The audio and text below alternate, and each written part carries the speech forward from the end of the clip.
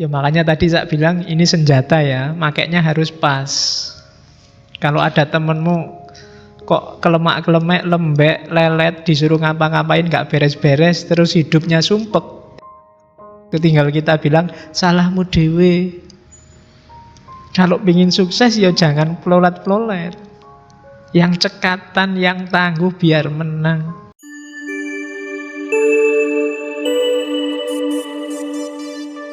Assalamualaikum warahmatullahi wabarakatuh. Bismillahirrahmanirrahim. Alhamdulillahirabbil alamin.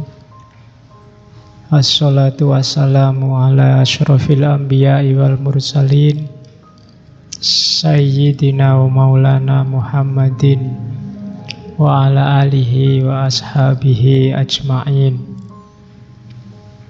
Amma ba'du. Oke, bismillah, kita mulai. Oke ya, diawali dari bukunya The Use and Abuse of History.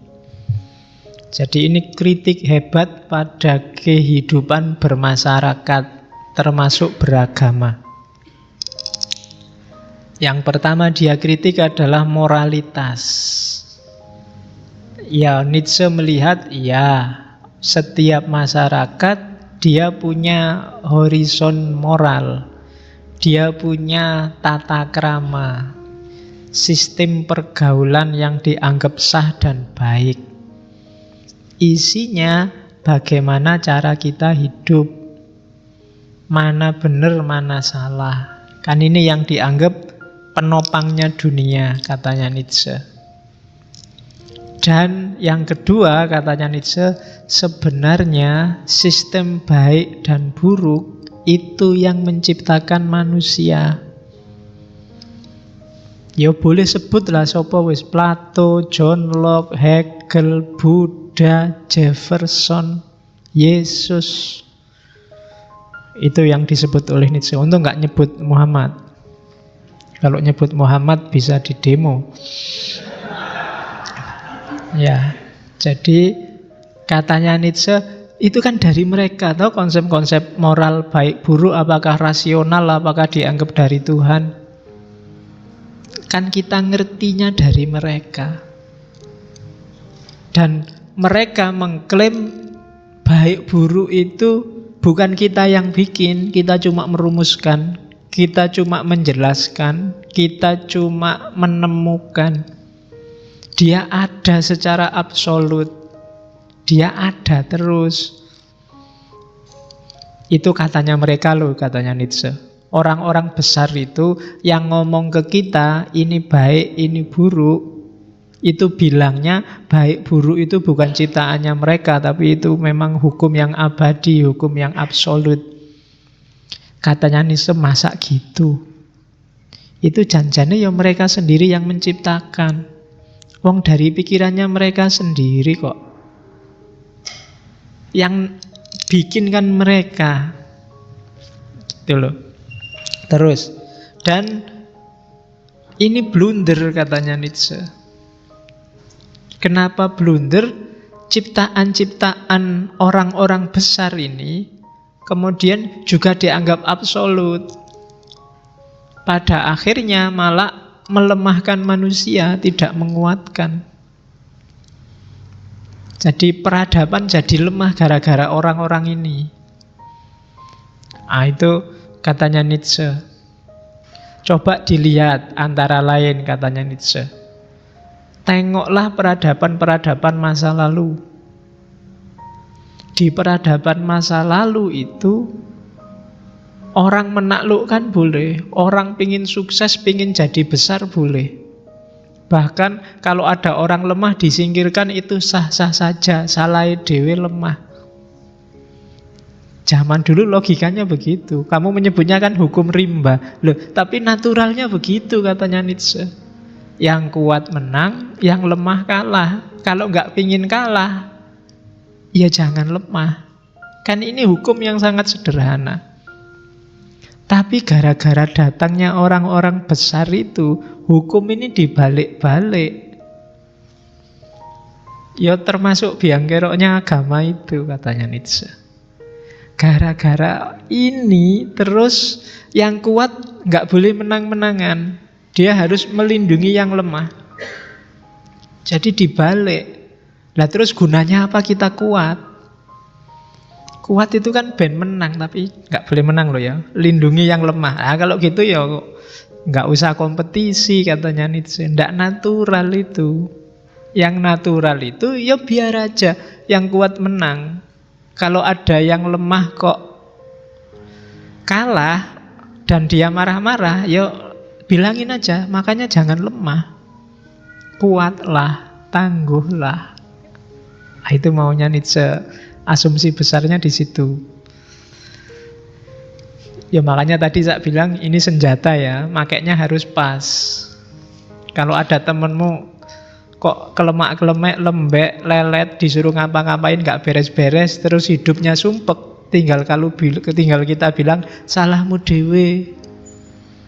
Kalau pingin sukses ya jangan pelolat-pelolet. Yang cekatan, yang tangguh biar menang. Kalau kamu males kok nilaimu wis salahmu dewe. Ya kan? Ndak usah minta syafaat dosennya, ya salahmu dewe.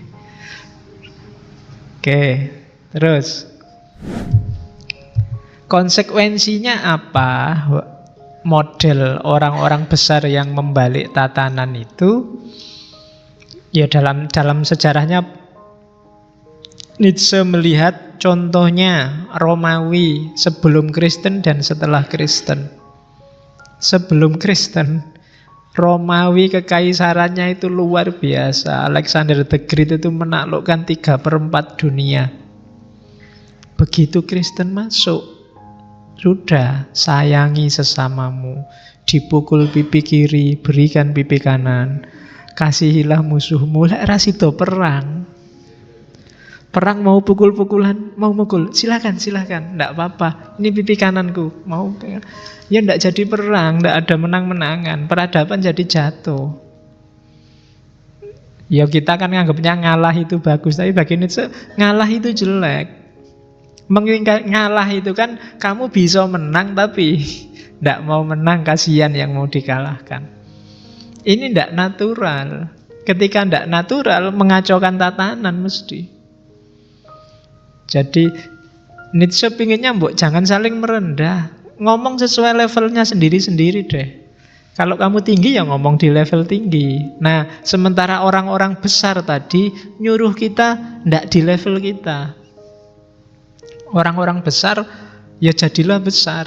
Sementara orang-orang yang nyuruh dibalik tadi, kalau kita besar jangan membesar-besarkan diri. Rendahkanlah diri kita. Itu kan yang kita sebut bermoral. Katanya Nietzsche, justru itu tidak bermoral, tidak alami. Apalagi yang dari agama, wis kita anggap itu absolut, tidak bisa diotek-otek, berani nyenggol ini, hukumannya nggak cuma dunia, sampai akhirat besok kita disiksa di neraka. Jadi moralitas agama tidak dipertanyakan lagi, karena dia dianggap dari atas itu, dari Tuhan langsung loh. Padahal katanya Nietzsche, itu yang bawakan mereka, yang mikirkan para pembawa agama itu.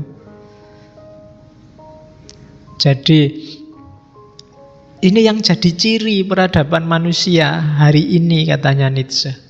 Konsekuensinya apa? Dunia kita defisit. Banyak itu bahasanya Nietzsche, natural leader, calon-calon pemimpin besar. Orang-orang yang mandiri, orang-orang pemberani, para inovator, mereka terbelenggu oleh sistem nilai yang menjatuhkan nilai mereka sama kayak orang banyak. Ini defisit bagi peradaban katanya Nietzsche. Moralitas itu bikin kita kecegat di kanan, kecegat di kiri. Mau gini nggak boleh, mau gitu nggak boleh. Oke, terus padahal semua aturan moral baik buruk itu sifatnya kan perspektif. sesuai siapa yang merumuskan. Buktinya sistem nilai, sistem etik itu beda-beda di mana-mana. Di Barat sama di Indonesia sistemnya beda. Ya contohnya level etiket. Ya, etiket itu kan turunannya dari etika. Kalau kamu diajak ngomong sama orang tua di sana, tataplah matanya. Itu sopan. Kamu nggak sambil noleh kiri, noleh kanan, itu dianggap nggak sopan. Kebalikannya di Indonesia. Di Indonesia, kalau kamu diajak ngomong sama orang tua, jangan berani-berani natap matanya. Kamu dianggap nggak sopan. Bapakmu ngomong terus kamu gini. Kayak Nusron kemarin loh, itu kan dianggap, iya kan, dia dianggap nggak sopan sama kiai kok pendelak-pendelik. Loh, jangan-jangan dia terlalu lama hidup di Barat. Jadi kalau di Barat harus ditatap matanya. Oh, kalau di Indonesia natap mata itu ndak sopan. Oh, preman aja marah kalau ditatap matanya. Jadi beda perspektif. Di Jawa sama di Sumatera beda tata hidupnya. Jadi nilai, kalau di Barat ada orang pacaran terus masuk ke hotel berdua, no problem. Asal suka sama suka. Tapi di Jawa enggak. Di Indonesia enggak, itu dianggap amoral. Itu bedanya. Jadi perspektif kok. Siapa yang merumuskan, siapa yang bikin. Kalau disuguhi tamu, kalau kamu bertamu terus disuguhi di daerah tertentu, suguhannya harus habis. Minuman ini harus habis. Kalau tidak habis, kamu dianggap melecehkan yang punya rumah. Tapi di daerah yang lain, jangan sampai kamu habiskan minumannya. Kalau kamu habiskan, kamu dianggap apa nek basa Jawane geragas. Tidak sopan. Apalagi belum dipersilahkan sudah diminum. Saya dulu waktu awal-awal di Jogja kelirunya di situ. Ternyata suguhan itu nunggu dipersilahkan dulu. Meskipun sudah di depanmu, sebelum yang punya rumah monggo diunjuk, itu jangan sekali-sekali disentuh. Dianggap tidak sopan. Tapi kalau kamu tidak paham kan pokoknya ada barangnya sikat. Yang punya rumah mau mempersilahkan, monggo, oh sudah habis. Saya pernah gitu itu. Jadi karena tradisi beda, itu perspektif. Jadi baik atau buruk perspektif. Buktinya apa? Moralitas agama. Coba dilihat kasusnya Ahok itu. Kita kan terbelah dua. Ada yang memaafkanlah moral kita, ada yang ya jangan dimaafkan dulu, jangan-jangan ada motifnya. Itu kan perspektif. Dari sudut pandang mana dulu kita melihatnya. Dan perspektif juga yang kedua, karena itu perspektif berarti apa? Benar salah itu urusannya manusia ternyata. Tidak di luar manusia. Baik buruk juga urusannya manusia. Ya terserahlah sumbernya dari mana, dari kitab suci kah, dari langit kah, dari kiai kah, tapi kan itu urusannya manusia berarti. Kalau itu manusia kan ya berarti ya sangat tergantung siapa yang ngomong, dari mana dia ngomong, sudut pandangnya apa, dan seterusnya. Bahkan katanya Nietzsche, hidup ini tidak memiliki makna sebelum kita memberi makna. Nilai itu kan dari kita. Baik, buruk, benar, salah itu kan kita yang ngasih label. Ngaji ini mungkin bagi yang datang baik, bagi yang tidak suka jelek, bagi yang biasa-biasa lah nggak ada nilainya, cuek aja. Itu kan kita yang ngasih label. Faktanya mungkin hari ini suhunya sekitar 20-an derajat. Bagi sebagian ini dingin, bagi yang lain biasa, bagi yang lain sumuk, bagi yang sakit ini dingin sekali. Jadi tidak ada makna itu dari kita kok. Sholat itu indah sekali rasanya. Kita yang ngasih. Wong ada yang sholat sumpek kok. Sholat lagi, sholat lagi. Ada kan yang gitu? Baru nongkrong, rokok belum habis, adzan. Kan ada yang jadi beban, ada yang seneng, ada yang macam-macam, ternyata makna dari kita. Berarti baik buruk juga dari kita, indah dan tidak indah dari kita, benar salah juga konstruksi kita. Katanya itu berarti apa? Segalanya memang perspektif. Bahkan hal yang sama hasilnya bisa beda-beda sesuai perspektifnya. Sama-sama lihat orang tidak pakai baju, yang sana bilang artistik, yang sana bilang menggairahkan, yang sini bilang pornografi, yang sana takbir, yang sini istighfar, yang sini tasbih subhanallah, yang sini loh podo. Tergantung melihatnya dari mana. Saya tidak tahu, kalau kalian lihat itu apa? Alhamdulillah, subhanallah, apa dibaca semua? Subhanallah, alhamdulillah, wala ilaha illallah. Ya. Oke. Nah, karena perspektif berarti apa? Pasti sifatnya terbatas dan tidak lengkap. Terbatas dari mana kita melihatnya, dan tidak lengkap. Wong kita sudah sadar bahwa kita itu tidak lengkap, kita itu terbatas. Sejago-jagonya kita dibatasi oleh pengalaman hidup, kedalaman analisis. Setiap orang kan levelnya beda-beda.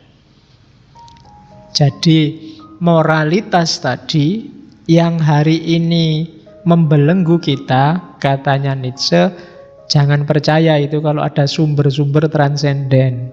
Itu bikinan orang-orang besar. Nah, karena dia bikinan orang-orang besar, sifatnya mesti perspektif. Kalau dari para filosof, ya mesti moralitas pakai akal. Kalau dari para agamawan, ya moralitasnya pakai kitab suci. Sesuai batas kemanusiaannya masing-masing. Berarti bikinan mereka. Nah, jadi teori selanjutnya. Ini panjang ya. Saya ngomong Ubermensch, itu nanti Ubermenschnya nggak di depan, di ujung. Jadi kesimpulannya akan melahirkan seorang manusia super setelah perjalanan panjang termasuk membunuh Tuhan segala nanti. Dari Nietzsche. Oke. Jadi ini catatan bahwa horizon moral itu perspektif dan ciptaannya manusia. Terus, kalau nggak percaya kalau itu perspektif, coba ujilah. Nanti dalam pikirannya Nietzsche ada istilah genealogi moral. Genealogi itu apa? Menyingkap di balik yang kelihatan. Pasti di situ ada hasrat, ada nafsu, ada kebutuhan, ada ketakutan-ketakutan, ada harapan-harapan. Kalau kita runut ke situ, oh iya, ternyata ya tergantung manusianya. Siapa dia? Dia punya cita-cita apa? Punya ketakutan apa? Plato misalnya, dia merumuskan moralitas yang sangat rasional. Itu seolah-olah universal. Katanya Nietzsche, enggak. Coba kamu kejar. Siapa Plato? Dia punya kekecewaan apa? Dia punya harapan apa? Dia punya trauma-trauma apa, dia nafsunya apa, kebutuhannya apa. Itulah nanti yang jadi sumber pikiran-pikirannya Plato. Sistem moral yang diusulkan oleh Plato. Kenapa dia mengusulkan idealisme? Pasti dia pernah bertarung, pernah berinteraksi dengan gagasan-gagasan yang coraknya idealis. Dia begitu mengagungkan gurunya mungkin karena dia trauma gurunya dihukum mati. Dia punya harapan ajaran gurunya lestari. Dia punya ketakutan-ketakutan bahwa sistem politik di Athena akan menghancurkan Athena itu sendiri sehingga nulis republik dan seterusnya. Pasti ketemu. Walah, Nietzsche dewe. Plato sendiri yang merumuskan. Katanya Nietzsche. Yo kalau dicek lagi Ghazali yang begitu dahsyat dengan Ihya Ulumuddinnya, kita bisa kejar kemarin di Al-Munqidh Minadz Dhalal. perjalanan intelektualnya. Itu main loh dalam rumusan-rumusannya Ghazali. Tuntutan-tuntutan moralnya, bagaimana dia dari cara berpikir logis rasional kemudian geser cara berpikir sufi yang intuitif. Nah, disiplin yang ngejar yang dibalik yang kelihatan itu namanya genealogi. Makanya ada genealogi moral. Berarti apa?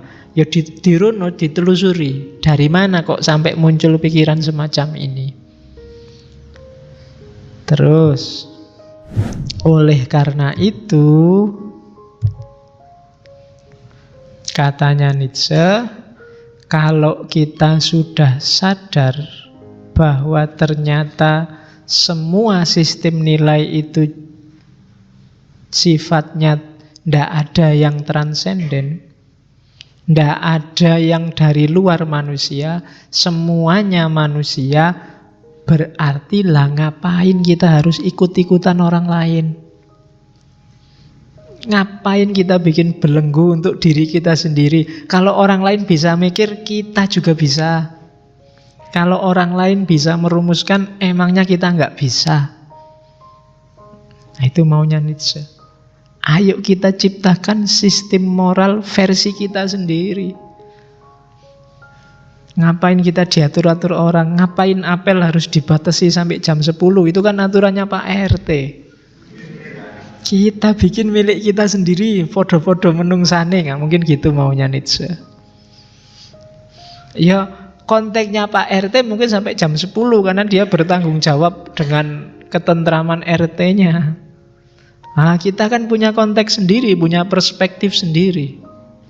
Mungkin kita punya target sendiri, Pak. Kalau cuma sampai jam 10, wah, target kita nggak terpenuhi, Pak. Itu masih pembukaan, belum isi dan penutup itu. Jadi bikin sendiri. Wong itu kita sama-sama manusianya kok. Nah, dengan begitu apa? Kita bisa milih. Disitulah gunanya refleksi. Kita mikir siapa aku itu butuh apa, cita-citaku apa, aku pengen apa, dan sistem nilai yang mendukungku biar cita-citaku goal itu apa. Jadilah sosok yang mandiri sepenuhnya. Kita harus milih yang terbaik biar jadi orang besar. Biarkan prosesnya alami. Jangan mau diatur-atur, disetir-setir.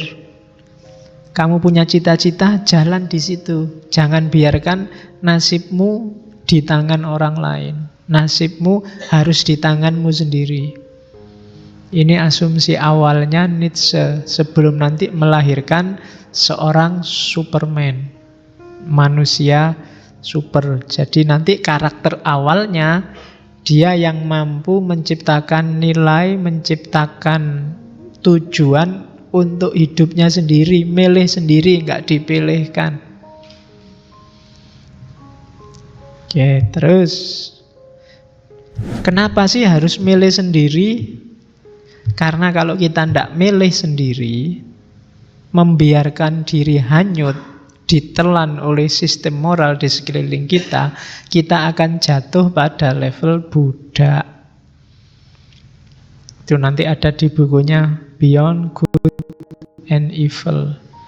Ada moralitas budak, ada moralitas tuan. Apapun yang terjadi kalau kita beragama, katanya Nietzsche, kita ada di level moralitas budak. Kalau kita mandiri, kita akan ada di level moralitas tuan. Apa sih moralitas budak itu? Moralitas budak itu isinya serba was-was, serba takut, serba kira-kira bener gak ya aku, karena begitu aku salah dihukum. Setiap hari kita mikirnya, sik. Ini halal apa haram ini? Haram susah aku ini. Akan selalu begitu, kita hidupnya was-was. Ya bahasanya Nietzsche, peduli dan sensitif pada semua, mengutamakan orang lain, tidak egois, membantu yang kurang beruntung, berkorban, itu diantara cirinya. Berarti tidak mandiri, nggak pernah mikir awake dhewe. Budak itu kan gitu, dia tidak pernah mikir dirinya sendiri, yang dipikir majikannya. Sebelum majikannya tidur, dia tidak berani tidur, khawatir diperintah. Dan itu manifestasinya kita kan tiap hari, mari kita jalin kepedulian. Kita susah tidak apa-apa, asal orang lain bahagia. Jangan egois, jangan mikir diri sendiri. Kan itu tiap hari kita nasihati begitu. Akhirnya diri kita sendiri hilang.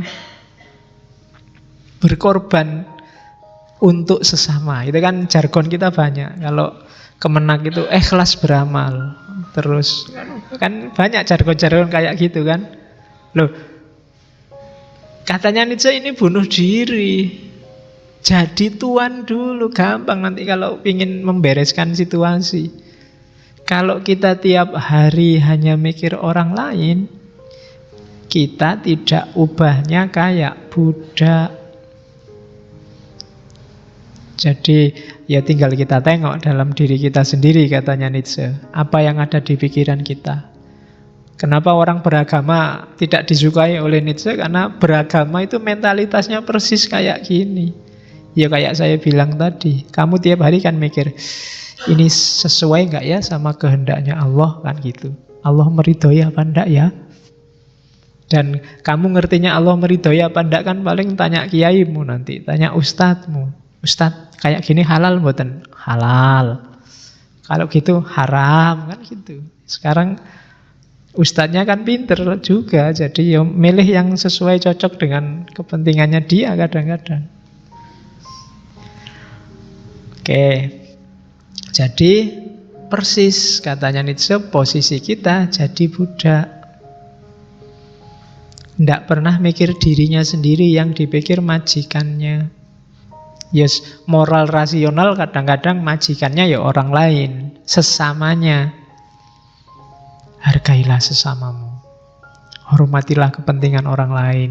Kayak kalau kita puasa, hormatilah orang yang berpuasa. Ini bunuh diri katanya Nietzsche. Ya mikir dirimu sendiri, kamu puasa apa enggak kan? Yang duluan itulah kok mikir orang lain. Kalau kamu puasa ya jangan makan, kalau enggak puasa ya makanlah. Kalau urusanmu beres baru mikirlah orang lain. Ini orang lain puasa apa enggak. Tapi kalau belum kamu mikir orang lain, itu bunuh diri, itu persis budak. Sebelum juragannya makan, kamu nggak makan dulu. Sebelum juragannya tidur, kamu nggak tidur dulu. Ini moralitas budak. Hidupmu kamu serahkan 100% pada majikanmu. Oke, apalagi agama. Agama itu ancamannya lebih dahsyat. Agama tidak cuma hukuman dunia, nanti ada hukuman akhirat. Kamu bisa disetrika, disate nanti di akhirat kalau berani macam-macam. Kan ngeri tuh kamu membayangkan, waduh disate, besok ditusuk dari atas sampai bawah, dibakar, dikasih kecap terus diputer. Nggak bayangke loh kamu di neraka itu ngerinya. Loh, kalau neraka ya gambarannya pokoknya ngeri toh isinya di sana. Barang siapa yang suka mengadu, saya dulu kecil diceritain gitu, yang suka ngadu jago, besok kita akan diadu. Barang siapa yang ngadu jangkrik, besok kita diadu oleh jangkrik. Oh itu kan tidak bayang, berarti besok promotor tinju itu diadu oleh petinjunya, kan dia yang ngadu orang, besok diadu oleh orang. Oke, jadi moralitas Buddha, melakukan sesuatu yang bukan kepentinganmu, yang bukan kebutuhanmu, yang bukan keinginanmu. Oke, tapi rasanya enak loh kadang-kadang gitu Pak. Nolong orang lain itu nyaman. Kalau katanya nih alah nipu. Ndak. Kalau mau jujur ya ndak. Uang kita sedekahkan semua untuk yang lain. Nanti rasanya nyaman, bisa ngapusi, enggak. Orang mungkin tetap ganjel. Meskipun ustadznya bilang ikhlas ya, yo ikhlas tapi yo apa tetap. Kalau ditanya yang jawabnya ikhlas tapi hasilnya ya ganjel tetap. Ndak alami. Ya paling ndak ya jawab apa, ya berat sih tapi gimana lagi. Ngono ndak apa-apa, itu lebih jujur daripada ya ikhlas padahal ndak. Jadi ndak lah katanya, ya mikir buat kamu dulu dong. Kalau ada sisanya baru buat yang lain. Jangan semua buat yang lain, itu namanya bunuh diri. Mental kita jadinya mentalitas budak. Ya nanti kalau dalam agama, kalau saya percayalah Allah menurunkan kita ke bumi ini tidak untuk dibikin susah. Dia nyuruh kita seneng, bahagia.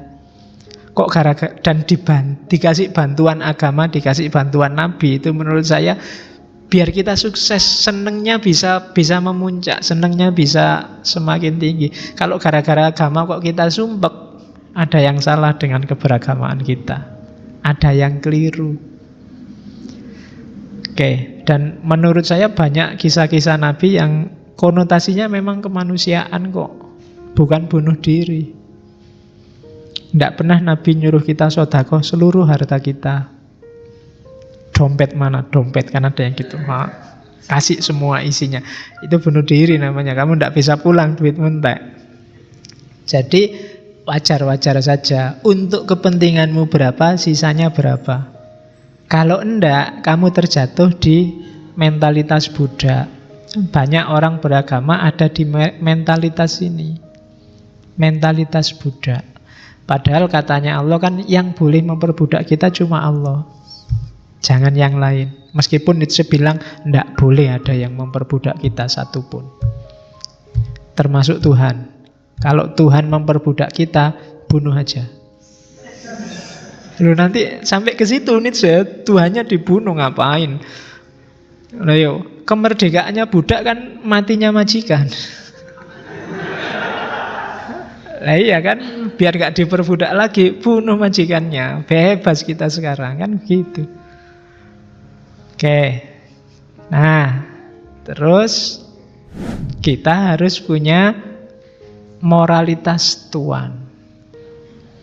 Jadi mentalnya mental tuan. Apa? Kamu harus jadi orang besar. Kita harus jangan mau di bawah. Semuanya harus berjuang untuk menuju ke atas. Let the strong, itu kan rise to the top of the heap. Biarkan yang kuat berdiri di atas pundaknya yang lain, di atas kerumunan, di atas kepala. Lebih tinggi. Karena dia kuat. Jadi tuan. Jadilah, ya seandainya ditafsirkan kasar, itu Nietzsche maunya mending jadi orang kuat yang menginjak daripada orang lemah yang diinjak. Itu kalau akal kita waras. Kalau ada orang, saya lebih milih diinjak aja Pak, itu berarti tidak waras. Orang waras itu ya tetap milih di atas, bukan di bawah. Tetap milih jadi tuan, milih jadi majikan daripada jadi budak. Betul. Loh, besok di akhirat kan kita bisa masuk surga Pak. Ya, di surga juga jadi budak. Jeragannya kan tetap Tuhannya. Kita tidak merdeka-merdeka sampai besok, tidak enak. Katanya Nietzsche, harus merdeka dulu. Dan katanya Nietzsche, agama itu sering menghalangi orang untuk jadi besar. Gara-gara agama kita terbonsai. Tidak enak yang ngomong kayak gini di masjid. Kamu tiap hari diceramai agama itu puncaknya peradaban kita, sekarang agamanya dilecehkan. Katanya Nietzsche, agama hanya menghasilkan orang biasa. Agama itu hanya menghasilkan jamaah. Yes, kayak Ustadz Maulana itu loh. Pokoknya kalau dia bilang jamaah, terus jamaah nyaut, weh gitu. Wis, itulah kita. Jadi mentalitasnya budak. Kita terbelenggu, tidak bisa ngapa-ngapain, sehingga potensi besar kita hilang, tidak terwujudkan. Kita jadi orang biasa-biasa. Dan itu dikritik habis-habisan oleh Nietzsche. Lah kok mau-maunya? Kita punya potensi, punya bekal, punya akal, punya kekuatan. Tapi mikir dibatasi, gerak dibatasi. Mau bikin tata nilai sendiri nggak boleh, mau merumuskan hidup sendiri nggak boleh. Semua dibatasi, katanya Nietzsche. Apa enaknya hidup yang kayak gitu? Ya ini mungkin pengalamannya Nietzsche sendiri, karena dia kan sejak kecil ibunya modelnya agak salafnya Kristen. Saya tidak tahu Kristen ono salafnya apa enggak ya. Yes, pokoknya ngono lah. Kristen rada keras lah pokoknya. Kristen garis keras. Oke. Jadinya dia agak trauma. Menurut dia agama itu isinya hanya membelenggu. Waktunya enak orang-orang tidur malah disuruh bangun, sholat. Waktu enak-enaknya nongkrong disuruh sholat.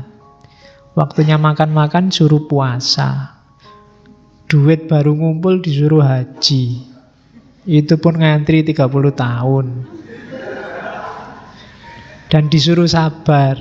Dihapusi enggak apa-apa. Haji itu kan gitu, sering pemerintah rodok trik dikit, dia nyari untung banyak. Kalau kita protes, loh kok kayak gitu, enggak apa-apa. Calon haji itu harus sabar. Masa haji kok marah-marah? Jadi kita nesu aja enggak boleh di agama kan. Komplain aja enggak boleh. Kalau komplain ke orang, dianggap komplainnya ke Tuhan. Masa komplain sama Tuhan? Itu kan persis kasus hari ini kan, ada Ahok lah, ada siapalah yang itu. Jadi itu sebenarnya orang, cuma disandarkan bahwa ini maunya Tuhan. Seolah-olah hari ini kan ketika Ahok ngomong itu Allah marah, Nabi Muhammad pasti marah, padahal yang marah dia. Tapi kan dia tidak mau ngaku, ngakunya loh ini Allah loh, ini Islam loh, ini yang marah jelas dia kok. Iya. Yo kalau saya bayangkan misalnya, contohnya misalnya ada Nabi Muhammad beneran pas Ahok pidato itu, saya ndak yakin Nabi Muhammad langsung berdiri marah-marah, ndak mesti. Paling Nabi Muhammad senyum-senyum aja. Ya, lihat profilnya Nabi lo ya. Mungkin beliau cuma begitu, paling senyum aja. Meskipun dalam ceritanya kan banyak itu, Nabi nggak cuma ngomong yang menyinggung, dilempari batu, diludahi kan Nabi senyum aja. Didoakan yang baik malahan. Oke, itu contohnya. Ahok itu memang tidak ngerti Islam. Ya wajar om, dia Kristen. Lah iya kan. Aku ya bingung kok, kan ada yang komentar gitu, dia tidak ngerti. Lah ya kasih tahu dong, dia memang Kristen. Tapi ya susah sih ya kan, wis politiknya ada, terus marahnya ada, tadi ya. Kan kalau sudah marah itu kan tinggal akalnya tinggal 1/4 katanya. Jadi biarin aja sampai marahnya reda, baru diskusi. Kalau diskusi sekarang tidak bisa. Untuk nyari jalan terbaik. Biar aja besok demo. Siapa ngerti setelah demo marahnya reda. Kalau tambah marah, sing waras ngalah. Saya tidak tahu yang benar yang mana, tapi marah itu jelas nanti jadi problem sendiri.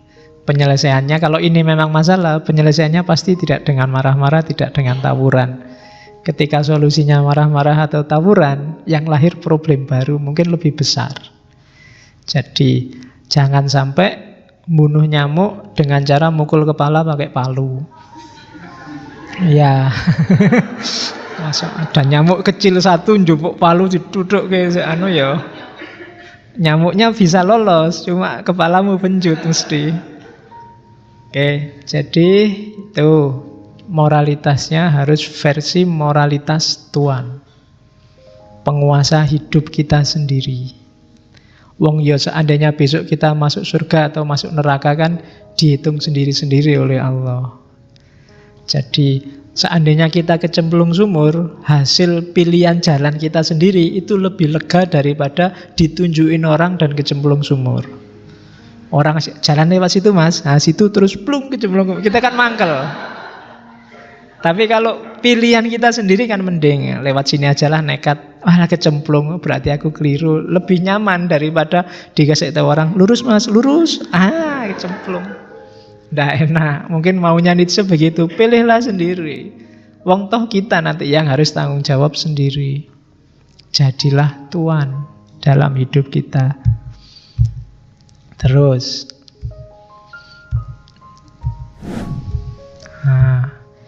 katanya Nietzsche, agama itu konstruksi sosial. Wahyunya dari Allah mungkin, melalui Nabi, dibukukan jadi kitab suci. Tapi ketika itu dipraktekkan dalam sebuah institusi, itu konstruksi manusia sudah.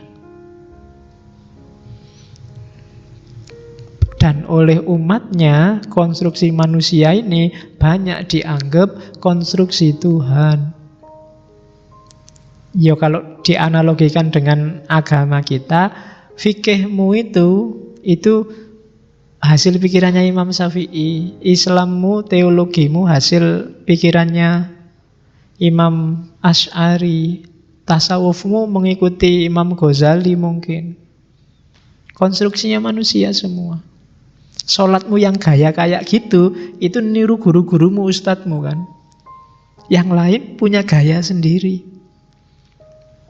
Jadi tetap, meskipun Nietzsche yakin tidak ada sumber transendental, sumbernya manusia, seandainya toh kita tidak percaya, kita percaya bahwa itu dari Allah, dari langit, dari akhirat, tetap dia ditafsir oleh manusia, dikonstruksi oleh manusia. Buktinya apa? Yang setiap imam, setiap ulama kadang memahaminya beda-beda. Jadi agama itu konstruksi sosial.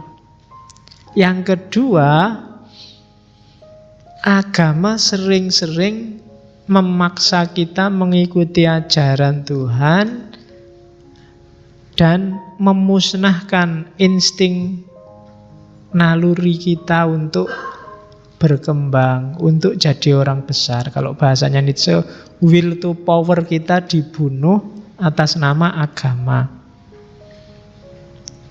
Terus ketika kita dalam kondisi susah, agama tidak nyuruh kita berjuang. Kadang-kadang malah nyuruh kita pasrah, menyuruh kita ini sudah takdirnya, nyuruh kita yang penting Allah ridho, nyuruh kita ya selesai. Kita dibelenggu, potensi kita diberangus, ini bahasa kasarnya. Yang ketiga, kita tidak boleh bangkit. Nah, itu kan ini kritik habis-habisan ini pada agama. Agama membelenggu kita tidak bisa jadi besar. Kemudian ketika kita jatuh, kita malah dinasehati yang semakin membuat kita loyo. Sudahlah, dunia adalah penjara bagi akhirat, kehidupan yang sejati. Kalah di dunia nggak masalah, yang penting besok masuk surga. Ya semakin tidak mau berjuang, semakin kita tidak memperjuangkan nasib kita sendiri. Kita kan sering kayak gitu, temenmu menzolimimu, kamu kan terus biar aja, nanti dosaku biar masuk ke dia, pahalanya dia masuk ke aku. Kan kamu selalu gitu, membiarkan orang menzolimimu. Biar aja, Gusti Allah ora sare, Gusti Allah sing bales, tenang wae, ndak apa-apa wis. Bila perlu suruh dia mukuli kamu terus, suruh dia membuli kamu terus, nanti kan ada yang mentalitasnya kayak gitu. Ya meskipun kalau di Islam apa iya kayak gitu, tapi Nietzsche melihatnya umat beragama itu sering begitu. Ya Allah, ndak apa-apa saya miskin asal engkau ridho. Wah, susah. Ya kan? Oke, lu miskin itu kan Kalau ditarik lagi berarti butuh bantuan orang lain. Itu sama dengan bilang, ya Allah biar aja orang lain bantu aku asal kamu ridho. Tidak mandiri. Oke, kan sering kamu kayak gitu. Oke, tidak apa-apa kamu membuli aku, nggak apa kalau kamu mencaci maki aku. Yang penting, kan mesti gitu kamu. Terus arahnya ke atas. Yang penting Allah sayang padaku. Itu kadang-kadang untuk nutupi janjane kamu rawani bales, ora wani kerengan, ndak berani gegeran. Padahal maunya Nietzsche loh, kalau kamu tersakiti ya ndak apa-apa, tunjukkan di mana sakitmu. Kalau kamu malu ya tunjukkan. Tunjukkan kamu malunya tentang apa, maksudnya gitu. Oke, dan dengan logika yang sama nanti Nietzsche sangat tidak suka dengan yang namanya demokrasi, sosialisme, dan komunisme. Kenapa? Demokrasi, sosialisme, komunisme itu nganggap semua orang sama. Padahal kan kita beda ya, katanya Nietzsche. Ada yang bodoh, ada yang pinter, itu kan semua ngakui. Ada yang kuat, ada yang lemah. Kan kita ngakui ada itu dalam hidup ini. Tapi dalam demokrasi, sosialisme, semua dianggap sama. Bahkan katanya Nietzsche, demokrasi, sosialisme, komunisme itu membolehkan orang-orang idiot menjalankan sistem. Jadi pemimpin kita bukan yang paling kuat di antara kita, tapi orang biasa-biasa yang dapat suara terbanyak. Sejago apapun orang, kalau tidak ada yang milih, dia tidak akan jadi pemimpin. Sistem kayak gini, katanya Nietzsche, adalah sistem yang tidak manusiawi. Harusnya pemimpin itu ya yang paling jago. Biasanya pemenangnya itu orang biasa-biasa dalam sistem ini. Kenapa? Karena orang itu nyari yang selevel, sama pikirannya, sama levelnya dengan dia. Yang di atas dia enggak, yang beda sama orientasinya dia enggak. Maka karena mayoritas itu orang biasa, yang dipilih oleh mereka pasti juga orang biasa. Jadi demokrasi, sosialisme, komunisme itu dikritik oleh Nietzsche. Alah, demokrasi paling apapun yang terjadi yang dipilih ya sesuai logikanya orang banyak. Dan orang banyak itu selalu orang biasa. Tidak pernah ada orang istimewa itu banyak. Kalau ada yang bilang kita yang hadir malam ini semuanya adalah istimewa, itu mesti basa-basi. Tidak ada orang istimewa, orang kuat itu 1-2. Nah, cuma orang-orang ini sering nasibnya jelek. Kenapa? Karena dia tidak cocok dengan logika mayoritas. Itu katanya Nietzsche. Jadi agama, demokrasi, sosialisme, komunisme, kesetaraan, ini logika-logika yang dibenci oleh Nietzsche. Bikin orang pasif, bikin orang tidak keluar dari kotaknya. Ya sudah, berarti hidup ini semacam ini. Kamu tidak bikin terobosan. Jadi maunya Nietzsche itu jadilah orang besar. Oke, akhirnya apa? Akhirnya tragedi, katanya Nietzsche. Tragedinya apa? Ada pembalikan. Agama dan orang-orang besar tadi membalik yang baik jadi jahat.